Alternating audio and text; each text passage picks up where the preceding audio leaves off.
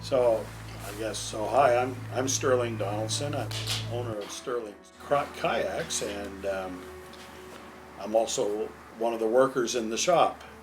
I work every day in the shop, and my wife MARSHA kind of runs the office and takes care of the accounting and keeps it going in a straight line. And my passion is developing and building the best boats that I personally can that will stand the test of time. And we believe in old-fashioned service. When you make a phone call to us, you can talk to me. And when you have a problem with the boat, you can call me and I'll talk to you about it and take care, in most cases, take care of it. You know, we want things the way they used to be.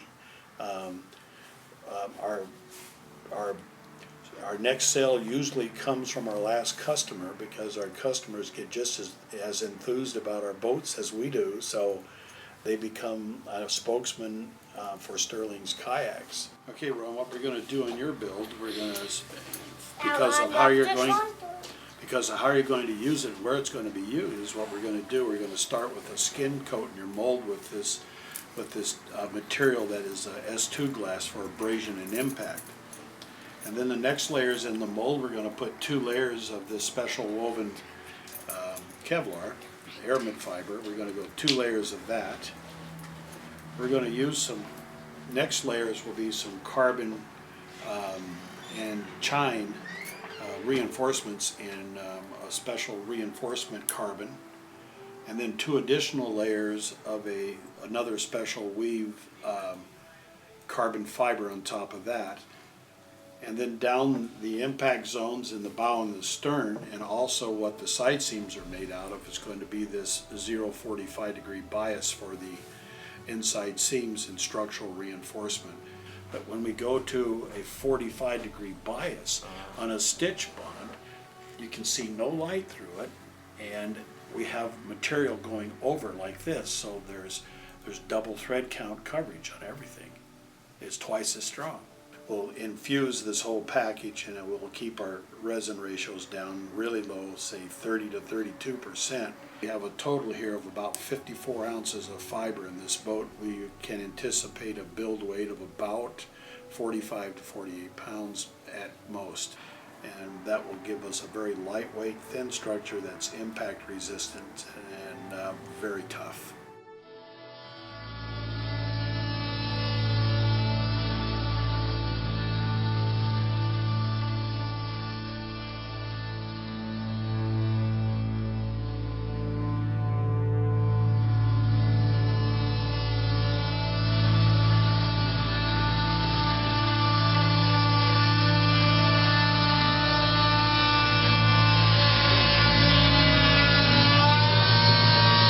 I'm a plastician. I work for Sterling, and I put together I assemble a kayak for them and try to do the best product I can and make them ultra light. My name is Ryan Paul, and I work at Sterling's Kayaks and Fiberglass, and I do a little bit of everything, I guess. I build the parts. That's what I mainly do. But kind of like everyone here, we're just kind of trained to do everything, and we all have our hands in every jar that's here. My name is TESHERA, and I'm doing the gel coating on the boats, cleaning molds, doing a little bit of the tooling work. But basically I do the paint jobs and gel coat. I make everything look nice. Or cool. Or whatever you want.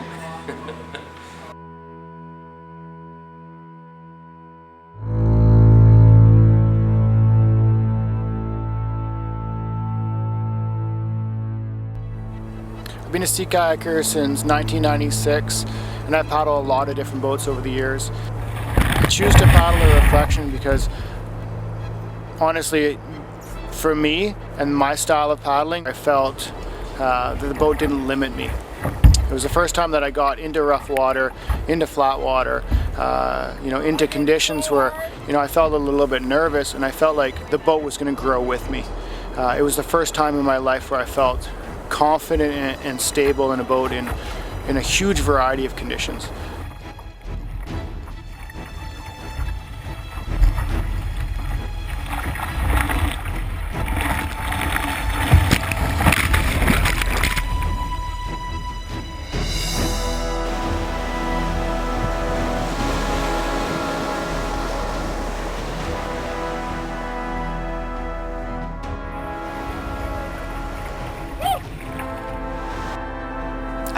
reflection, and I remember the moment that I first saw it on a wave. I saw it surging down the wave into the trough, and you were able to put it on edge, ride it back up to the top of the trough, and then surge right back down again, and I've never seen a seaboat do that. I choose to paddle the reflection because it does something that no other boat that I've found out there will do. I've paddled lots of sea-boats, lots of long boats, boats that are specific for surfing. They have hard rails, they have, you know, a shorter water line so that you can be more maneuverable on a wave, but the reflection is different in that it's been designed by a whitewater mind. And it's because of that that this boat surfs on a wave, not like a long boat. It surfs like a surfer would. So being in the reflection boat is just a marvelous feeling. You instantly become a better kayaker because it does things better. It's designed for surf and it behaves as such. It's got lots of flotation and you're never tippy. And when you get in the boat, you just feel like there's a lot of things that you usually get nervous about and you don't.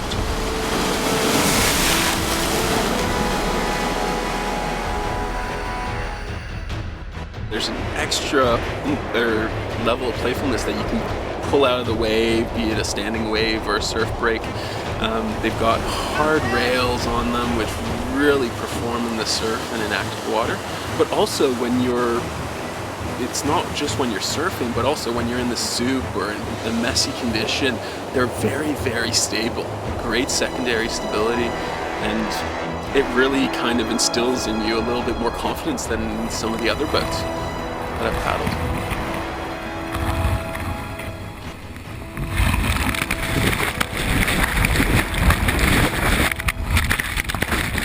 I choose Sterling's reflection in part because of the boat, but more importantly because of the family that I'm a part of. Working with Sterling, he's the first designer or boat builder that I've worked with that actually listens. Recently, his shop burnt down, and it was devastating for us as part of the Sterling family, and of course for him and his family.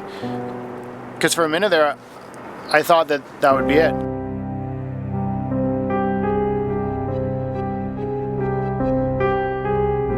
Like I thought the shop would shut down and you would be able to come back from that. And I didn't know if sea kayaking could handle that. And just the thought of not having those boats come back and not having those boats be available to other people was crushing. But the exciting thing about Sterling is that not only does his shop burn down and he loses everything, but he doesn't just start building molds again and putting them back out. He gets into those molds and starts tweaking them and fixing all the little things that were little tiny issues for the next generation of the reflection in the Grand Illusion. And then he asks us, as part of the team or part of the crew of people that own his boats, what changes we'd make before he puts those boats back out again.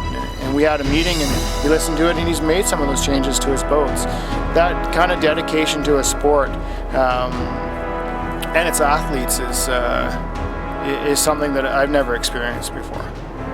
I love being a part of the Sterling family just because if anybody that knows me, they might tell you that I'm all about community.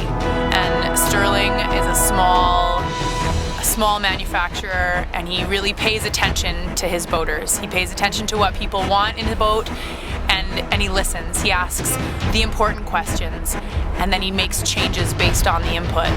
And it's such an immediate feedback that you get from a boat manufacturer, something that you're not going to get with a bigger company. It just feels a whole lot like he makes boats for people who are passionate about boating because he is so passionate himself.